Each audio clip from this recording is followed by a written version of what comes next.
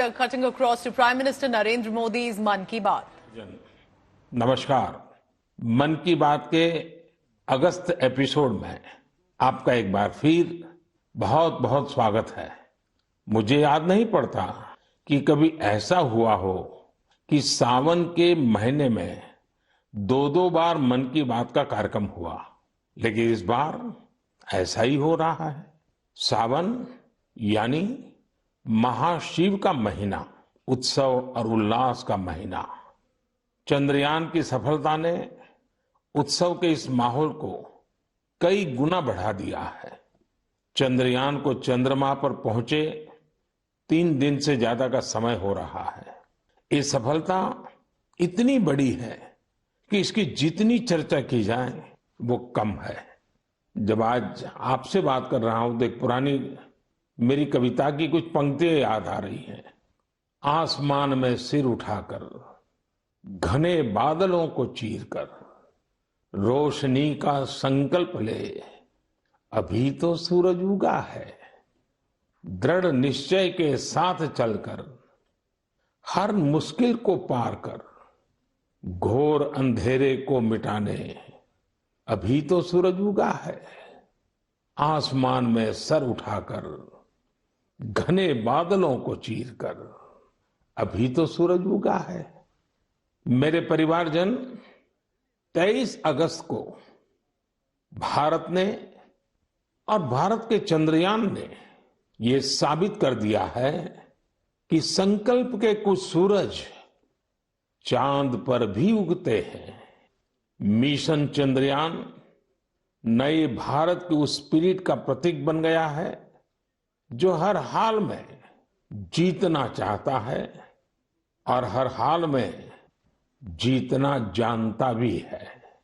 साथियों, इस मिशन का एक पक्ष ऐसा भी रहा जिसकी आज मैं आप सबके साथ विशेष तौर पर चर्चा करना चाहता हूं।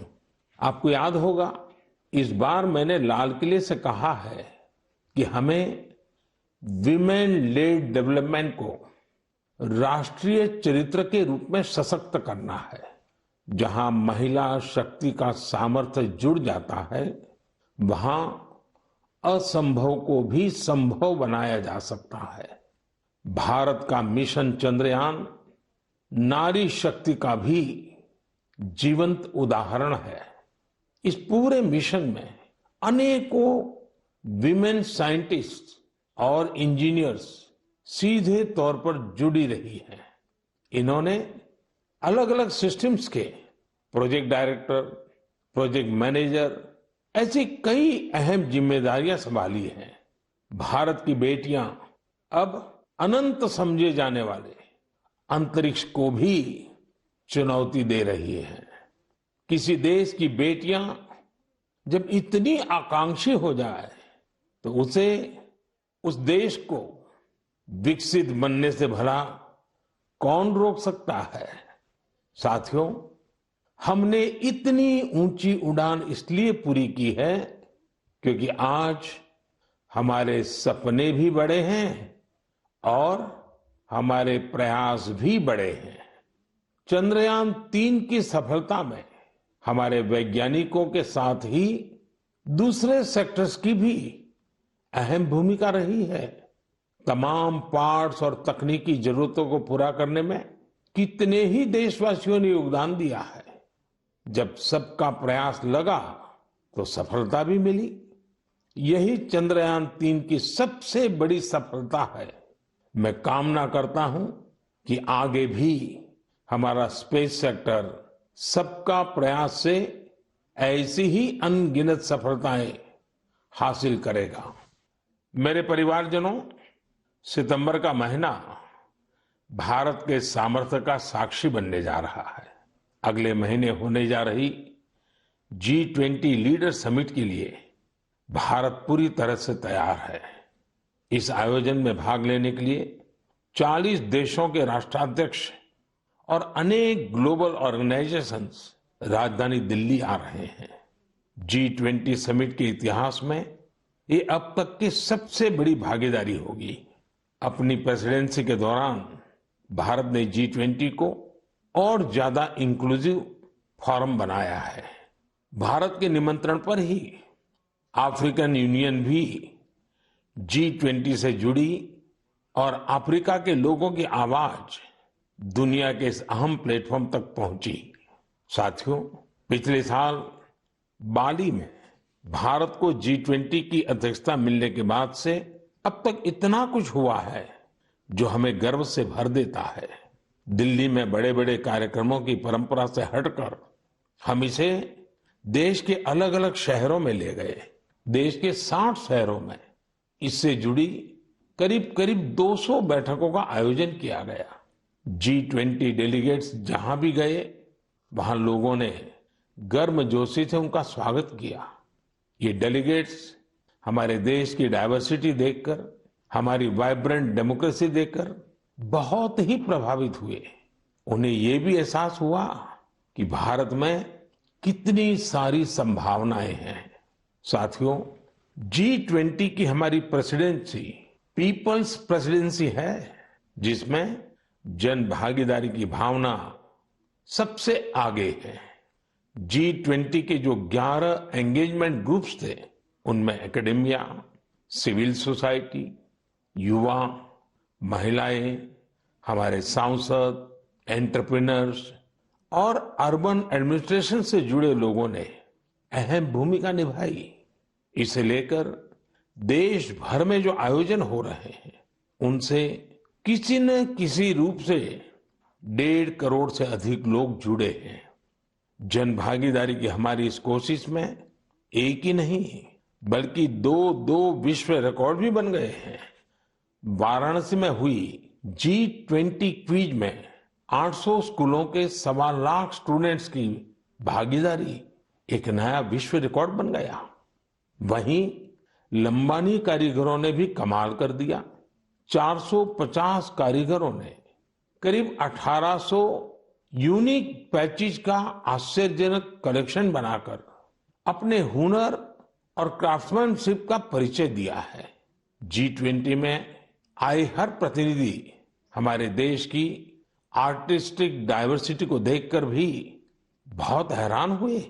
ऐसा ही एक शानदार कार्यक्रम सूरत में आयोजित किया गया।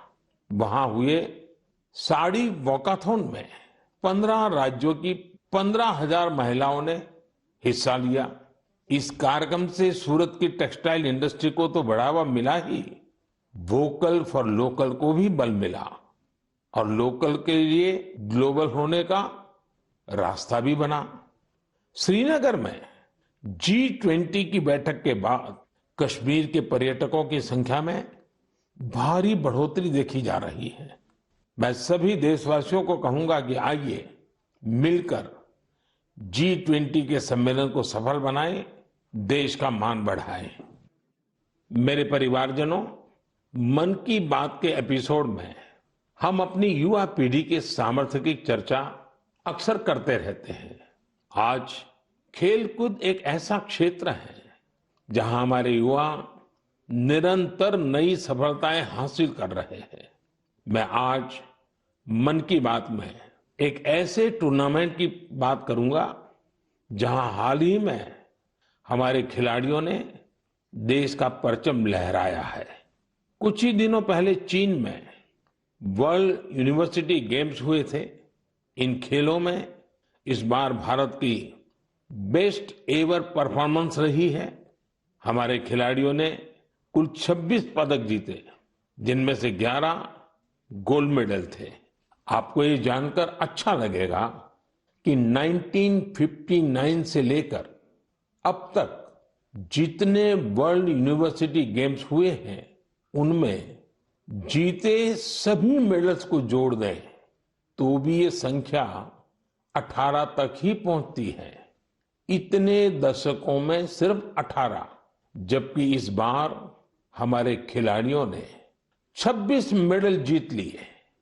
इसलिए वर्ल्ड यूनिवर्सिटी गेम्स में मेडल जीतने वाले कुछ युवा खिलाड़ी, विद्यार्थी इस समय फोन लाइन पर मेरे साथ जुड़े हुए हैं। मैं सबसे पहले इनके बारे में आपको बता दूं। यूपी की रहने वाली प्रगति ने आर्चरी में मेडल जीता है। असम के रहने वाले अम्लान ने एथलेटिक्स में मेडल जीता है। यूपी की रहने वाली प्रियंका ने रेस वॉक में मेडल जीता है। महाराष्ट्र के रहने वाली अभिदन्या ने शूटिंग में मेडल जीता है। मेरे प्यारे युवा खिलाड़ियों, नमस्कार। नमस्ते सर। मुझे आपसे बात करके बहुत अच्छा लग रहा है। मैं सबसे पहले भारत की यूनिवर्सिटीज में से सिलेक्ट की गई टीम, आप लोगों ने जो भारत का नाम रोशन किया है, इसलिए मैं आप सबको बधाई देता हूं। आपने वर्ल्ड यूनिवर्सिटी गेम्स में अपने प्रदर्शन से हर देशवासी का सिर गर्व से ऊंचा कर दिया है। तो सबसे पहले तो मैं आपको बहुत बहुत बधाई देता हूं। प्रगति, मैं इस बातचीत की शुरुआत आपसे कर रहा हूं। आप सबसे पहले मुझे बताइए कि 2 मेडल जीतने के बाद आप जब यहां से गई तब ये सोचा था क्या, और इतना बड़ा विजय प्राप्त किया तो महसूस क्या हो रहा है? तो बहुत प्राउड फील कर रही थी मैं। मुझे इतना अच्छा लग रहा था कि मैं अपने देश का झंडा इतना ऊंचा लहरा के आई हूँ कि एक बार तो ठीक है गोल्ड फाइट में पहुंचे थे, उसको लूज किया था तो रिग्रेट हो रहा था, पर दूसरी बार यही था दिमाग में कि अब कुछ हो जाए, ये इसको नीचे नहीं जाने देना है, इसको हर हाल में सबसे ऊंचा लहरा के ही आना है। जब हम फाइट को लास्ट में जीते थे तो वहीं पोडियम पे हम लोग ने बहुत अच्छे से सेलिब्रेट किया था। वो मोमेंट बहुत अच्छा था, इतना प्राउड फील हो रहा था कि मतलब हिसाब नहीं था उसका। प्रगति, आपको तो फिजिकली बहुत बड़े प्रॉब्लम आए थे, उसमें से आप उभर करके आई। ये अपने आप में देश के नौजवानों के लिए बड़ा इंस्पायरिंग है। क्या हुआ था आपको? तो 5 मई 2020 में मुझे सिर्फ ब्रेन हैमरेज हुआ था। मैं वेंटिलेटर पे थी, कुछ कंफर्मेशन नहीं थी कि मैं बचूंगी कि नहीं, और बची तो कैसे बचूंगी, बट इतना था कि हाँ मुझे अंदर से हिम्मत थी कि मैंने जाना है, वापस ग्राउंड पर खड़े होना है, एरो चलाने। मेरे को मेरी जिंदगी बचाई है जो सबसे बड़ा हाथ भगवान का, उसके बाद डॉक्टर का, फिर आर्चरी का। हमारे साथ अम्लान भी है। अम्लान, जरा बताइए, आपकी एथलेटिक के प्रति इतनी ज्यादा रुचि कैसे डेवलप की? जी नमस्कार सर। नमस्कार, नमस्कार। सर, एथलेटिक्स के प्रति तो पहले उतनी रुचि नहीं थी, पहले हम फुटबॉल में थे ज़्यादा। बट जैसे जैसे मेरे भाई का एक दोस्त है तो उन्होंने मेरे को बोला कि अम्लान तुम्हें एथलेटिक्स में कंपटीशन में जाना चाहिए। तो मैंने सोचा चलो ठीक है। तो पहला जब मैंने स्टेट मीट खेला तो मैं हार गया उसमें, तो वो हार मुझे अच्छी नहीं लगी। तो ऐसे करते करते मैं एथलेटिक्स में आ गया। फिर ऐसे ही धीरे धीरे अभी मजा आने लग रहा है, तो ऐसे ही मेरा रुचि बढ़ गया। अम्लान, जरा बताइए, ज्यादातर प्रैक्टिस कहाँ की? ज्यादातर मैंने हैदराबाद में प्रैक्टिस की है, साई रेड्डी सर के अंडर। फिर उसके बाद में भुवनेश्वर में शिफ्ट हो गया, तो उधर से मेरा प्रोफेशनली स्टार्ट हुआ सर। अच्छा, हमारे साथ प्रियंका भी है। प्रियंका, आप 20 किलोमीटर रेस वॉक टीम का हिस्सा थी। सारा देश आज आपको सुन रहा है और वे इस स्पोर्ट्स के बारे में जानना चाहते हैं। आप ये बताइए कि इसके लिए किस तरह की स्किल की जरूरत होती है और आपकी कैरियर कहाँ कहाँ से कहाँ पहुंची? मेरे जैसे इवेंट में मतलब काफी टफ है, क्योंकि हमारे 5 जज खड़े होते हैं। अगर हम भाग भी लिए तो भी वो हमें निकाल देंगे, या फिर थोड़ा रोड से अगर हम उठ जाते हैं, जंप आ जाती है तो भी वो हमें निकाल देते हैं, या फिर हमने नी बैंड किया तो भी हमें निकाल देते हैं। और मेरे को तो वार्निंग भी 2 आ गई थी। उसके बाद मैंने अपनी स्पीड पे इतना कंट्रोल किया कि कहीं ना कहीं मुझे टीम मेडल तो एटलीस्ट यहाँ से जीतना ही है, क्योंकि देश के लिए यहाँ पे आए हैं और हमें खाली हाथ यहाँ से नहीं जाना है। और पिताजी, भाई वगैरह सब ठीक है? हाँ जी सर, सब बढ़िया। मैं तो सबको बताती हूँ कि आप मतलब इतना मोटिवेट करते हैं हम लोग को। सच में सर बहुत अच्छा लग रहा है, क्योंकि वर्ल्ड यूनिवर्सिटी जैसे खेल्स को इंडिया में इतना पूछा भी नहीं जाता, लेकिन अब इतना सपोर्ट मिल रहा है ना इस गेम में भी। मतलब हम ट्वीट भी देख रहे हैं कि हर कोई ट्वीट कर रहा है कि हमने इतने मेडल जीते हैं, तो काफी अच्छा लग रहा है कि ओलंपिक्स की तरह इसको भी इतना बढ़ावा मिल रहा है। चलिए प्रियंका, मेरी तरफ से बधाई है, आपने बड़ा नाम रोशन किया है। आइए हम अभिदन्या से बात करते हैं। नमस्ते सर। बताइए अपने विषय में। सर मैं प्रॉपर कोल्हापुर महाराष्ट्र से हूँ। मैं शूटिंग में 25 मीटर स्पोर्ट्स पिस्टल और 10 मीटर एयर पिस्टल दोनों इवेंट करती हूँ। मेरे माता पिता दोनों एक हाई स्कूल टीचर है, तो मैंने 2015 में शूटिंग स्टार्ट किया। जब मैंने शूटिंग स्टार्ट किया तब उधर कोल्हापुर में उतनी फैसिलिटीज नहीं मिलती थी। बस से ट्रैवल करके पेट वडगांव से कोल्हापुर जाने के लिए 1.5 घंटा लगता है, तो वापस आने के लिए 1.5 घंटा और 4 घंटे की ट्रेनिंग। तो ऐसे 6-7 घंटे तो आने जाने में और ट्रेनिंग में जाते थे, तो मेरी स्कूल भी मिस होती थी। तो फिर मम्मी पापा ने बोला कि बेटा एक काम करो, हम आपको सैटरडे संडे को लेके जाएंगे शूटिंग रेंज के लिए और बाकी टाइम आप दूसरे गेम्स करो। तो मैं बहुत सारे गेम्स करती थी बचपन में, क्योंकि मेरे मम्मी पापा को दोनों को खेल में काफी रुचि थी, लेकिन वो कुछ कर नहीं पाए, फाइनेंशियल सपोर्ट उतना नहीं था और उतनी जानकारी भी नहीं थी। इसलिए मेरी माताजी का बड़ा सपना था कि देश को रिप्रेजेंट करना चाहिए और फिर देश के लिए मेडल भी जीतना चाहिए। तो मैं उनकी ड्रीम कंप्लीट करने के लिए बचपन से काफी खेलकूद में रुचि लेती थी और फिर मैंने ताइक्वांडो भी किया है, उसमें भी ब्लैक बेल्ट हूँ और बॉक्सिंग, जूडो और फेंसिंग और डिस्कस थ्रो, ऐसे बहुत सारे गेम करके फिर मैं 2015 में शूटिंग में आ गई। फिर 2-3 साल मैंने बहुत स्ट्रगल किया और फर्स्ट टाइम मेरा यूनिवर्सिटी चैंपियनशिप के लिए मलेशिया सिलेक्शन हो गया और उसमें मेरा ब्रॉन्ज मेडल आया। तो उधर से एक्चुअली मुझे पुश मिला। फिर मेरे स्कूल ने मेरे लिए एक शूटिंग रेंज बनवाई, फिर मैं उधर ट्रेनिंग करती थी और फिर उन्होंने मुझे पुणे भेज दिया ट्रेनिंग करने के लिए। तो यहाँ पे गगन नारंग स्पोर्ट्स फाउंडेशन है, गन फॉर ग्लोरी, तो मैं उसी के अंडर ट्रेनिंग कर रही हूँ अभी। गगन सर ने मुझे काफी सपोर्ट किया और मेरे गेम के लिए बढ़ावा दिया। अच्छा, आप चारों में से कुछ कहना चाहते हो तो मैं सुनना चाहूंगा। प्रगति हो, अम्लान हो, प्रियंका हो, अभिदन्या हो, आप सब मेरे साथ जुड़े हुए हैं, तो कुछ कहना चाहते हैं तो मैं जरूर सुनूंगा। सर मेरा एक सवाल है सर। जी। आपको सबसे अच्छा स्पोर्ट्स कौन सा लगता है सर? खेल की दुनिया में भारत को बहुत खिलना चाहिए और इसलिए मैं इन चीजों को बहुत बढ़ावा दे रहा हूं। लेकिन हॉकी, फुटबॉल, कबड्डी, खो खो, ये हमारी धरती से जुड़े हुए खेल हैं। इसमें तो हमने कभी पीछे नहीं रहना चाहिए। और मैं देख रहा हूं कि आर्चरी में हमारे लोग अच्छा कर रहे हैं, शूटिंग में अच्छा कर रहे हैं।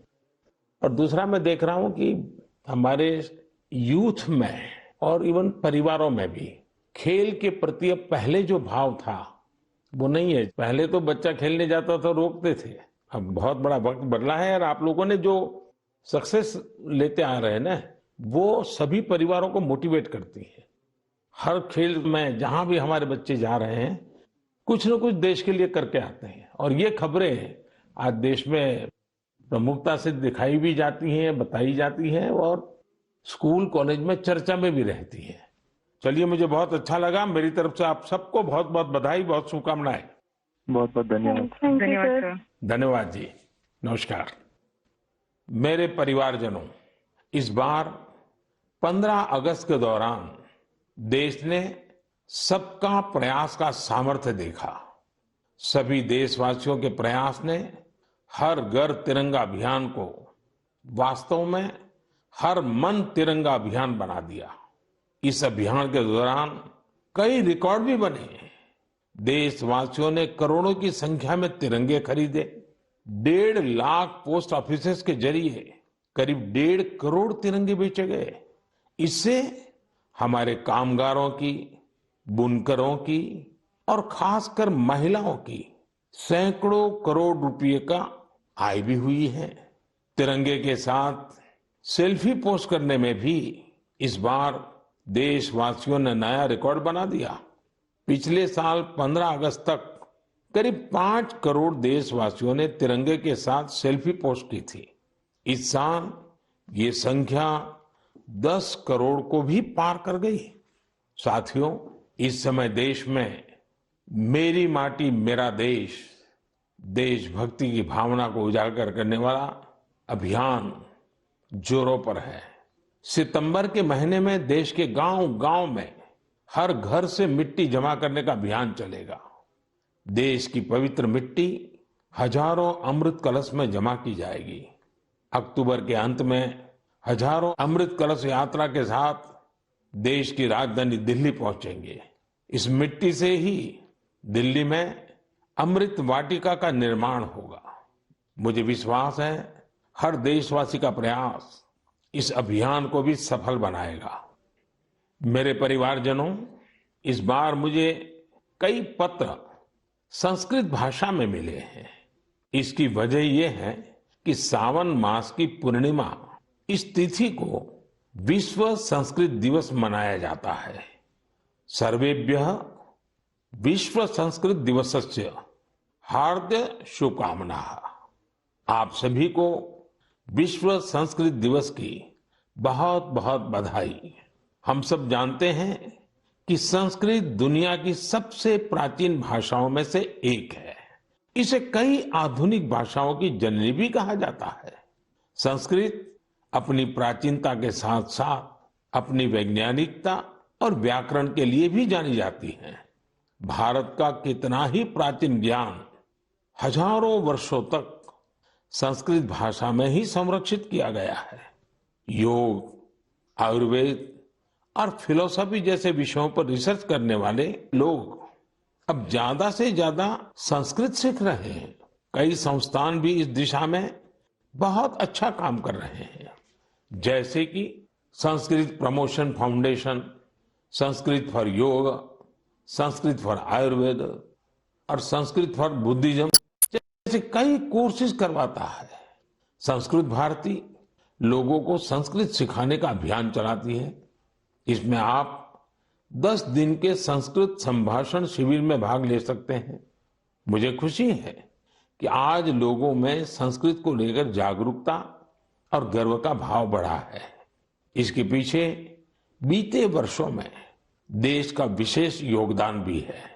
जैसे 3 संस्कृत डीम्ड यूनिवर्सिटीज को 2020 में सेंट्रल यूनिवर्सिटीज बनाया गया। अलग अलग शहरों में संस्कृत विश्वविद्यालयों के कई कॉलेज और संस्थान भी चल रहे हैं। आईआईटीज और आईआईएम्स जैसे संस्थानों में संस्कृत केंद्र काफी पॉपुलर हो रहे हैं। साथियों, अक्सर आपने एक बात जरूर अनुभव की होगी, जड़ों से जुड़ने की, हमारी संस्कृति से जुड़ने की। हमारी परंपरा का बहुत बड़ा सशक्त माध्यम होती है हमारी मातृभाषा। जब हम अपनी मातृभाषा से जुड़ते हैं तो हम सहज रूप से अपनी संस्कृति से जुड़ जाते हैं, अपने संस्कारों से जुड़ जाते हैं, अपनी परंपरा से जुड़ जाते हैं, अपने चीर पुरातन भव्य वैभव से जुड़ जाते हैं। ऐसे ही भारत की एक और मातृभाषा है, गौरवशाली तेलुगु भाषा। 29 अगस्त तेलुगु दिवस मनाया जाएगा।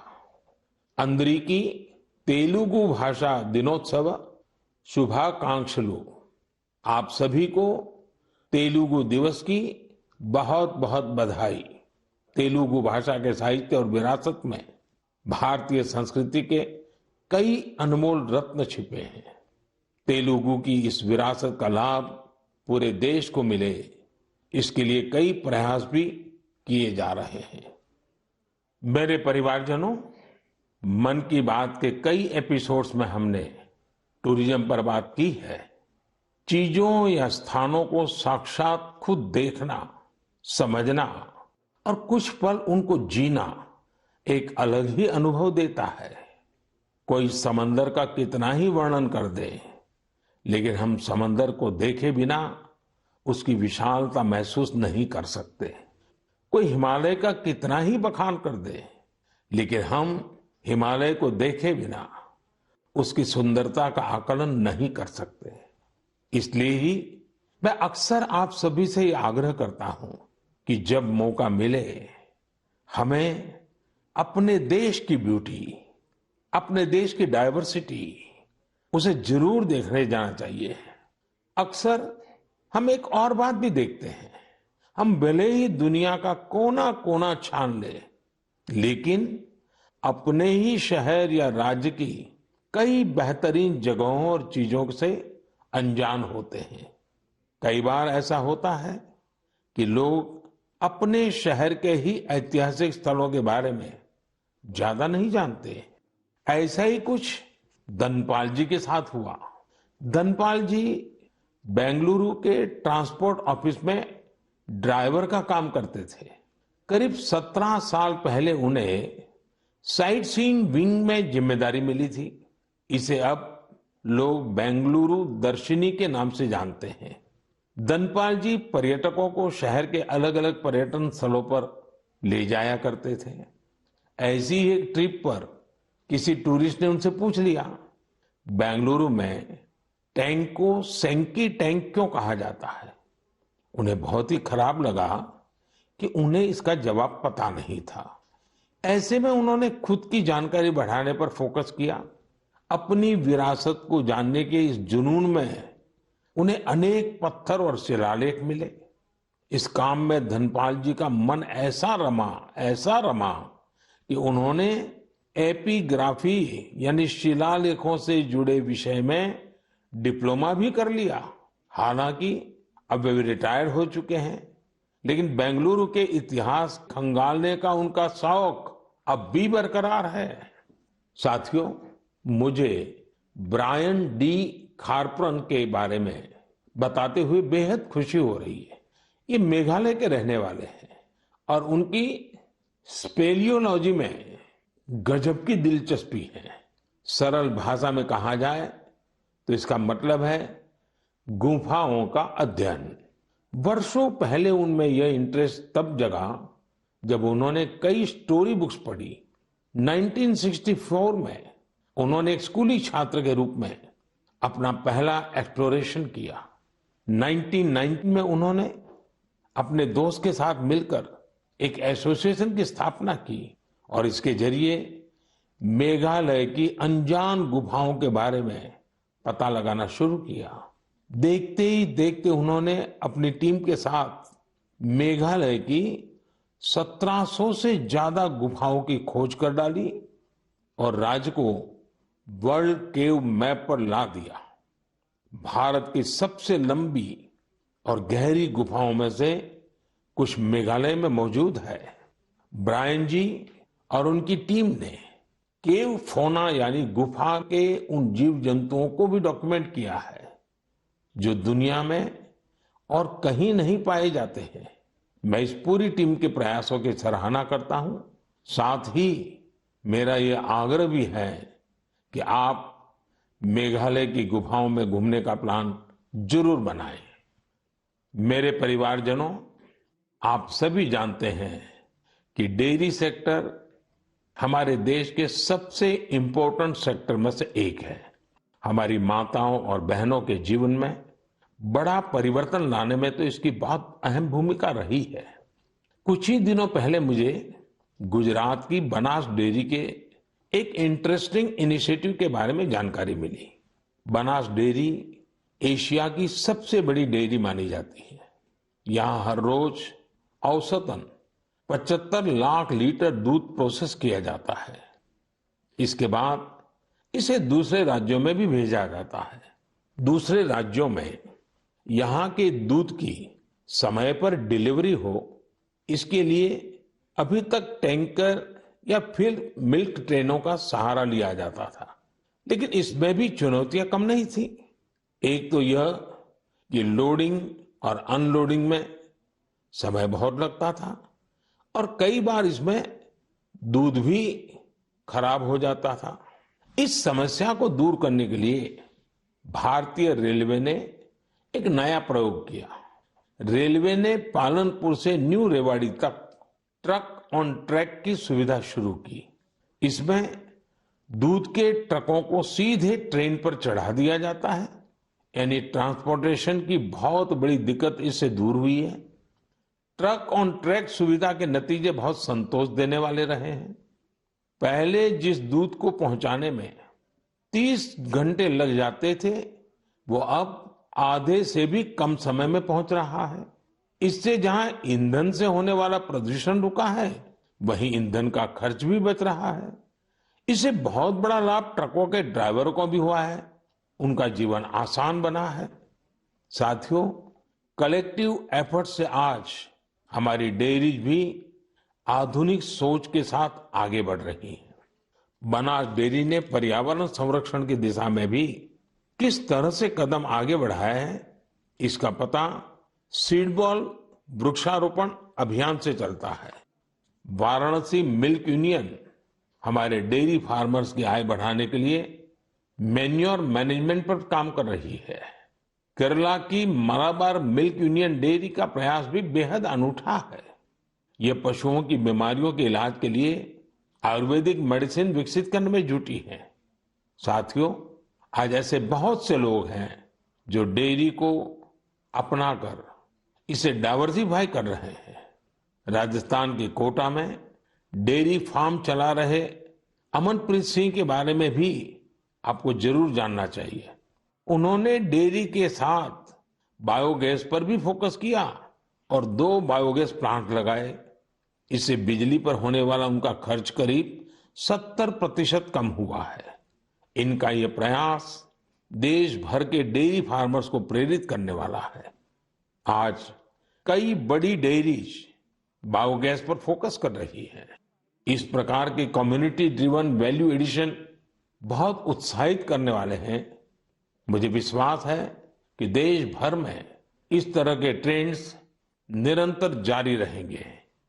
मेरे परिवारजनों, मन की बात में आज बस इतना ही। अब त्योहारों का मौसम भी आ ही गया है।